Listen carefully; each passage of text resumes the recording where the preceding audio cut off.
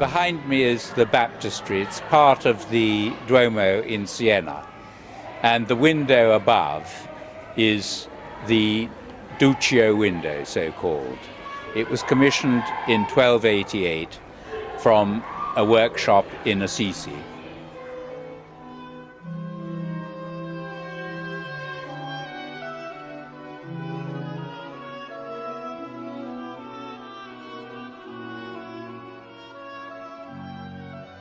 The original is now in the Museo dell'Opera del Duomo at ground level. Siena owns the window, so it's become the Duccio Window. I quite simply cannot accept the attribution, nor can I accept the attribution to Cimabue, for the reasons which I will explain.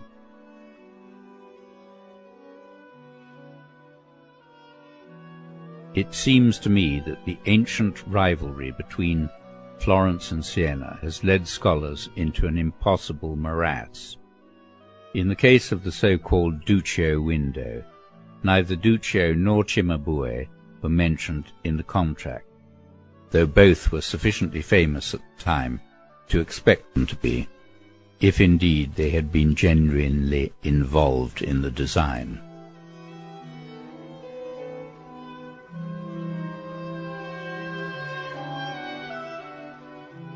My perception is that the drawing in the window is of a subtlety and sophistication that would have led me to suggest a date of 1430, were it not known that the window was commissioned in 1288. The picture plane is respected by the glass painter in a way that no painter known to me could achieve in 1300. Let me explain. In 1288, Duccio would have just completed his Rucellai Madonna. The subject matter of the picture and the window are sufficiently similar to make a direct comparison.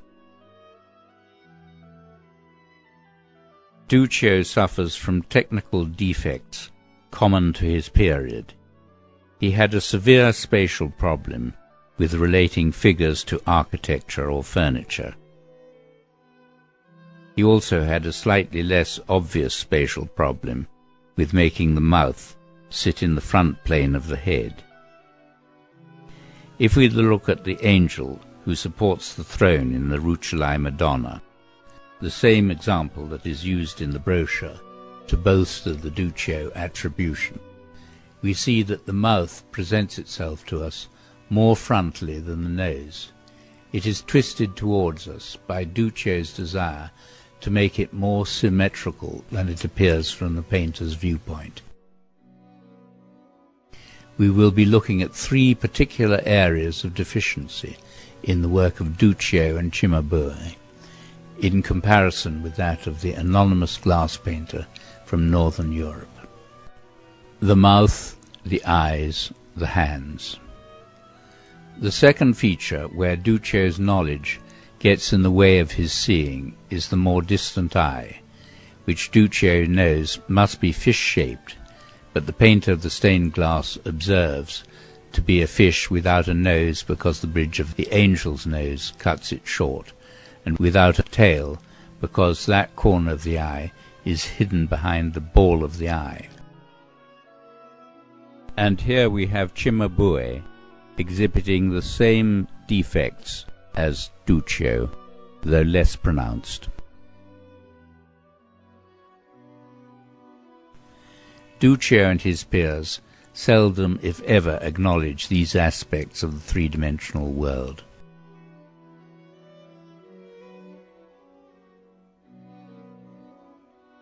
Where the painter of the stained glass acknowledges them in every single case.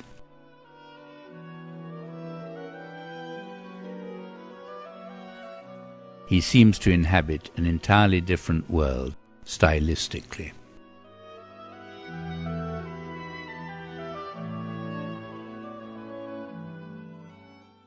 Another somewhat more personal characteristic of Duccio's style is his hands, which invariably have very long fingers with oddly articulated thumbs. The hands themselves rarely make real contact with the object they hold.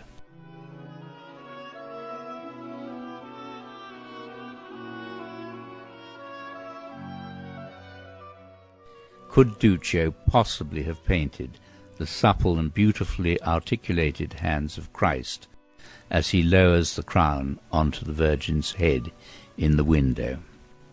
I don't think so. Nor, I think, could Cimabue, on the sparse evidence available to us today. In my opinion, the credit should go to the anonymous master glass painter, who must have had played an important part in the production of this masterpiece. That makes him an important herald of the Renaissance.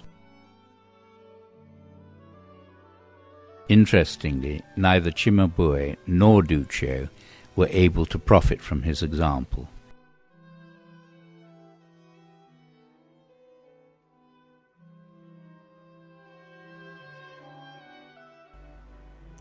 Indeed, it's difficult to see how either of their names got involved with the window, other than the fact that these two rivalrous cities were trying to claim this masterwork for their own. The glassworkers from northern Europe were established in Assisi for 40 years, and even Giotto seems to have failed to grasp all that he might have done from this great master. From this point of view, it's interesting to compare a head of Christ in the window with the head of Duccio's crucifixion. It is to Duccio's credit that he saw that he could learn from the stained glass master. He made a direct transcription of the head of Christ in the death of the Virgin in the window for his crucifixion. Some scholars use this comparison to insist that the window is also by him. I take the opposite view. The head immediately sticks out as very untypical of Duccio's style. It still harbours the faults of drawing in the mouth and eyes that we've seen characterize Duccio's work. His desire to learn from the drawing of the glass master has not led to the rewards that he might have hoped for. Duccio's is a painting which allows for tonal modelling and rethinking in a way that is not available to glass painter, but the modelling of the glass painter is superior in every way. The movement of the head on the neck is far clearer. The form of the head is much better defined. See the way the beard divides in the middle. The hairs are used by the glass painter to define the chin beneath. No such modelling is apparent in the painting. The movement of the mouth is defined by its asymmetry. Duccio's mouth, like his angel's mouth we were looking at, is too symmetrical and has none of the three-dimensionality of the glass painter. It has slid into the picture plane, as has the left eye. The curls in the middle of the forehead have been meticulously copied by Duccio, but the relationship with the center of the chin that defines the axis of the head for the glass painter does not materialize. The glass painter is able to define the projection of the nose in front of this axis, where Duccio's face remains a flat plate by comparison. We've been looking at Duccio's technical defects in order to distinguish his hand from that of the glass painter. In my next presentation, I hope to deal with him more in the round. The great storyteller, the man with psychological insight and empathy.